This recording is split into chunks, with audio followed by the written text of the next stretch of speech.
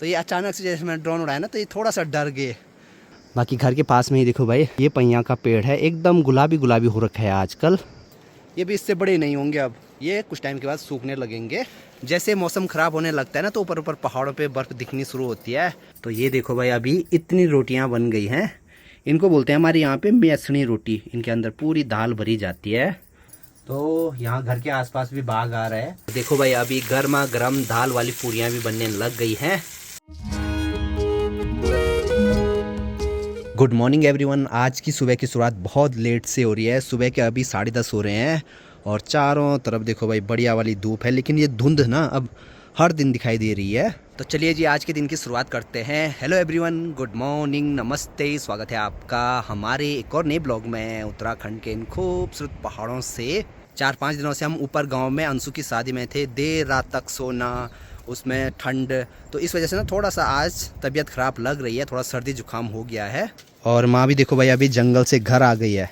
अब जाकर मेरे दिन की शुरुआत हो रही है।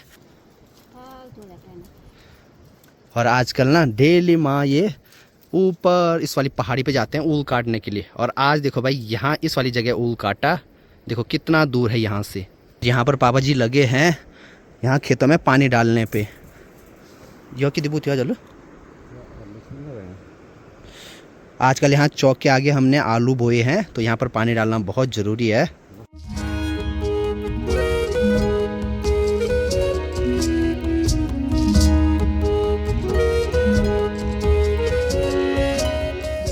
सोचा तो था मैंने आज सुबह सुबह रनिंग करने जाऊंगा। उसके बाद यहाँ पर देखो भाई एक्सरसाइज का सामान भी निकाल रखा है बाहर पे, लेकिन सुबह जाने की हिम्मत ही नहीं हुई भाई। तो कुछ दिनों के बाद जब जैसे ही तबीयत सही होगी तो फिर एक्सरसाइज रनिंग करने भी जाना है। और आजकल खेतीबाड़ी की अपडेट ये है हमारे यहाँ पे, कुछ टाइम पहले तक इन खेतों में धान था और अब धान काटने के बाद 1 महीने तक खेत खाली रहे। और उसके बाद हमने यहाँ पर देखो भाई हल लगाकर गेहूँ भी बो दिए हैं। गेहूँ हमारे यहाँ पे अक्टूबर नवंबर में बोते हैं और मार्च अप्रैल तक वो काटने के लिए भी हो जाते हैं। अब कल विकास भी श्रीनगर चले जाएगा कॉलेज।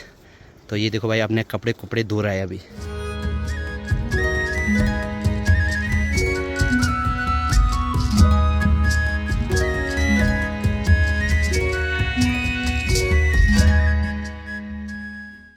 मैं जा रहा हूँ अभी थोड़ा सा ऊपर गांव में, वहाँ पर दवाई लेनी है।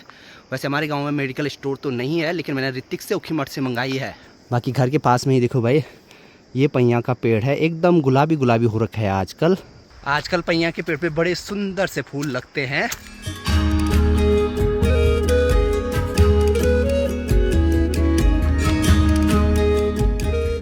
अब यहाँ इधर की साइड बहुत सारे अखरोट के पेड़ हैं जिन पे खूब सारे अखरोट लगे हुए हैं।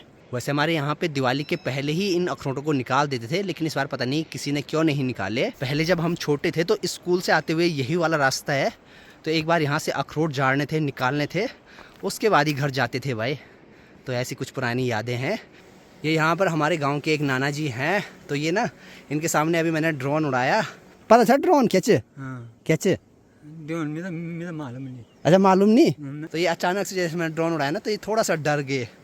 और ऐसा ही होता है, जिसने देखा नहीं होगा तो उसके लिए तो ये नई चीज़ है। घास लेता जाना अब है। अच्छा, इनका वैसे पुराना घर, बहुत पुरानी गौशाला यहाँ नीचे है हमारे घर के ऊपर में। तो यहाँ नीचे उनके खेत भी हैं। पहले तो खेती बाड़ी करते थे, लेकिन अब सिर्फ वहाँ से घास काटते हैं अपने पशुओं के लिए। भैंस अभी रखा। अच्छा, और आज भी हमारा डब्बू घर नहीं आया है, वो होगा ऊपर रांसी वाले घर में, उसको आदत पड़ गई है। तो अगर वो घर आता ना, मैंने सोच रखा था कि आज उसको चैन से ही घर में बांध के रखूँगा। यहाँ से ठीक सामने ये है अक्तुली धार, जहाँ तक कि लास्ट रोड है हमारे गांव के आगे। और वहीं से श्री बद्मेश्वर धाम का पैदल ट्रैक शुरू होता है। अब वैसे श्री केदारनाथ धाम के कपाट तो बंद हो गए हैं 3 नवंबर को। उसके बाद यात्रा थोड़ा कम चलती है। ज़्यादा चलने का एक रीज़न ये है कि केदारनाथ खूब लोग आते हैं, तो जो लोग वहाँ आते हैं वो कुछ लोग द्वितीय केदार बद्मेश्वर धाम भी आते हैं। तो इस वजह से देखते हैं भाई आज वहाँ पर अक्तुली धार में ना कितनी गाड़ियां हैं यात्रियों की, क्योंकि जो भी लोग बद्मेश्वर जाते हैं तो अपनी गाड़ियां ना इसी वाली जगह लगाते हैं।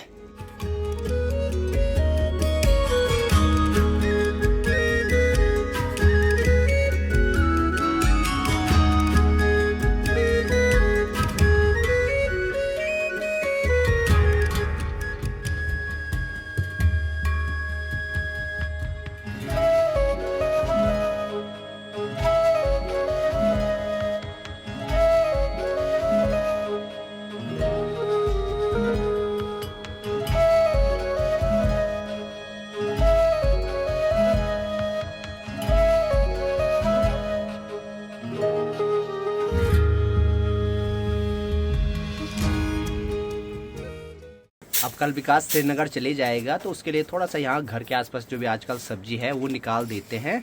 वैसे अब ज़्यादातर सब्जी तो सूख जाती हैं। यहाँ घर के आगे ये एक पतले छेमी का झलका है, मतलब बेल है, तो इस पर कुछ ऐसी छेमी लगती है, तो इनकी भी ना बहुत बढ़िया सब्जी बनती है, तो इनको निकाल देते हैं भाई। प्रणाम सरिल पाएँ जानला छाड़वाल दाना रे अब घास काटन जा अब ना बैठ खाना नहीं देने का हैं अब रोनी अब घास को नहीं लगाया हमें ये तो अच्छे में आए क्यों ना यार सच में से धर्मेंद्र नहीं से नयन मोश हाँ चराने नहीं है ना और दर से यार तुम ये रन में नहीं हाँ क्या रे सोचो ना मैं ना को मार यार देखो भाई आज बहुत दिनों के बाद यहाँ पर फूफू जी मिली हैं। मतलब इनका जो पुराना वाला घर है यहाँ से बहुत नीचे है, जहाँ पर मैं वीडियो अपलोड करने जाता था, तो वहीं कुछ काम से गए होंगे। अबे अपने वो जा कूल पार गाड़ी दा कहता गाड़ी थोड़ा बहुत पतीला छेमी निकाल लिए। अब मैं जा रहा हूँ गौशाला, वहाँ से थोड़ा बहुत करेले निकालने हैं, और मेरे साथ अभी अजय भी आ रहा है। और अभी देखो शाम के टाइम पे हमारे गाय बैल भैंस सब ऐसे ही बाहर पे रहते हैं, क्योंकि इनको आजकल चराने के लिए सुबह के टाइम पर ही लेकर जाते हैं।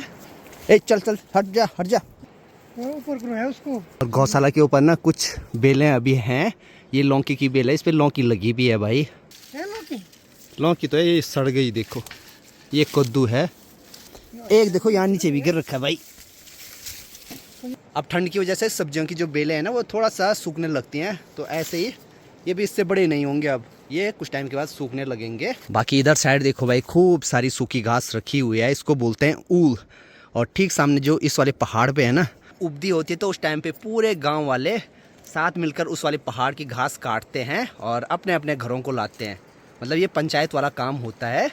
अब इस जगह ढूंढे हैं हमें करेले, वो भी मीठे वाले। इन करेलों की हम सुक्ती भी बनाते हैं, मतलब आजकल इनको बीज से फाड़ कर धूप में सुखाते हैं, और जब ये अच्छे से सूख जाते हैं, इनकी नमी चले जाती है, तो इनको स्टोर करते हैं, और बाद में जब सर्दियों के टाइम पे ये सब्ज़ी नहीं रहती है तो उस टाइम पे इनको खाते हैं। तो पता नहीं इस बार बनाई है नहीं बनाई है। और इन बेलों की वजह से मुझे लगता है इस बार जो ये माल्टे के पेड़ हैं ये भी ख़राब हो गए। पूरे पेड़ों पे ये लगले गए हुए हैं, यहाँ पर भी, इस वाले पर भी और उस वाले पे भी। जब भी पेड़ों पे ऐसी बेलें जाती है तो उस पर फल लगते ही नहीं है, अगर लगेंगे भी तो समय से पहले ही झड़ जाते हैं। गलती कर दी घर वालों ने इस बार। अब यहाँ पर ये बैंगन की डालियाँ हैं, तो यहाँ से 2-4 बैंगन भी निकाल देते हैं। मुझे लगता है ये इस साल की लास्ट सब्जी हो सकती है, क्योंकि इसके बाद पाला पड़ने से इन पे फूल तो लगते नहीं है, धीरे धीरे ये सब सूखने लगती हैं, और इसी वजह से देखो ये डालियाँ पीली पीली होने लग गई। और यहाँ पर देखो एक प्यारा सा मॉर्निंग ग्लोरी का फूल भी खिला हुआ है भाई। और बड़ी माँ यहाँ बीच में जो भी घास हो रखी है आजकल, तो उसको निकालने पे लगी हुई है। अब तो बस कुछ दिनों के बाद हम लोग बर्फबारी का इंतज़ार करते हैं। जैसे मौसम ख़राब होने लगता है ना, तो ऊपर ऊपर पहाड़ों पे बर्फ़ दिखनी शुरू होती है, मौसम और ठंडा होता है, बर्फ़ और नीचे तक आती है, और जब मौसम बहुत ठंडा होता है तो हमारे यहाँ तक बर्फबारी हो जाती है। बहुत प्यारा लगता है उस टाइम पे भी चारों तरफ। और अजय देखो भाई अभी भी पूरा पैक हो रखा है। ले इतनी सब्जी हमने निकाल दी है, तो चलो भाई एक करेला छोटी सी बाछी को देते हैं, देखते हैं खाता कि नहीं खाता है। खाएगा रे ना दे भाई ना दे एक एक सबको दे दिया हमने। तेरे पास जाएंगे नहीं, तेरे ऐसे ही रहेंगी। ले ए और यहाँ देखो भाई निसी लोगों का खाना भी बनना शुरू हो गया है। क्या रखा है आज? लौकी लौकी। उजाने के लिए रात का खाना बनने लग गया है, बाकी आज कुछ स्पेशल सी चीज बन रही है। तो ये देखो ये है मेसनी रोटी, मतलब इनके अंदर गहत की दाल भरी जाती है। बाकी पीछे तेल की कढ़ाई रखी है। क्या बनेगा इस बार? पूरी। और यहाँ पर देखो ये गहत की दाल का पेस्ट बना रखा है, और ये छोटी छोटी पूरी बन रही है, इनके अंदर यही दाल भरी जा रही है। ये किस उपलक्ष्य में बन रहे हैं? खाली। अभी तो ये रोटी बन रही है, इसके बाद बनाएंगे पूरी। डब्बू भी आया। ऐसे में बस अब एक ही चीज की डर है भाई कि कभी कभी वो रात को भी घर आता है, तो यहाँ घर के आसपास भी बाघ आ रहा है, कहीं बाघ उसको पकड़ न ले, खा न ले। माइन के साथ बल सुबह जंगल गया था। तो ये देखो भाई अभी इतनी रोटियां बन गई हैं, इनको बोलते हैं हमारे यहाँ पे मेसनी रोटी। इनके अंदर पूरी दाल भरी जाती है। कभी आप लोग भी ट्राई करना, रोटी के अंदर गहत की दाल पीस कर भरना, बहुत टेस्टी होती है। इन पे ना बाहर से तेल भी नहीं लगाते, जैसे पराठे होते हैं ना, ये बिना ऑयल के होते हैं।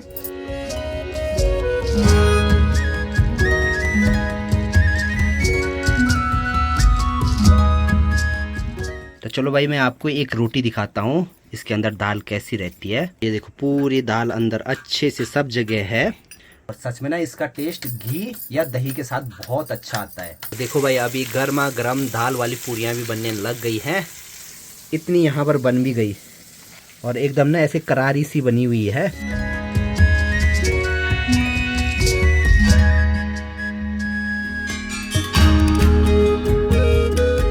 अब बड़ी माँ का काम है यहाँ पे पूरी तेल में डालने का और माँ का काम है पकाने का, मतलब दोनों मिलजुल कर काम कर रहे हैं। और इन पूरियों में हल्की जो दाल की जैसे सुगंध होती है ना, तो वैसी सुगंध आ रही है। तो चलो भाई एक टेस्ट करते हैं। ये देखो भाई इनके अंदर ना पूरी ये दाल भरी हुई है, बहुत टेस्टी हो रही है सच में। अभी हमारा खाना पीना हो गया है, बाकी विकास तो लगाया है यहाँ पे अपनी पैकिंग करने पे। और माँ और बड़ी माँ को अभी ना अंशु की शादी की वीडियो दिखानी है, इन्होंने देखी नहीं है। तो चलो भाई फिलहाल हम लोग यहाँ पे मस्त वीडियो देखते हैं। इस वाले ब्लॉग को भी यहीं पे एंड करते हैं। मिलते हैं आप लोगों से नेक्स्ट ब्लॉग में, तब तक के लिए हंसते रहिए, मुस्कुराते रहिए। जय हिंद, जय उत्तराखंड, बाय।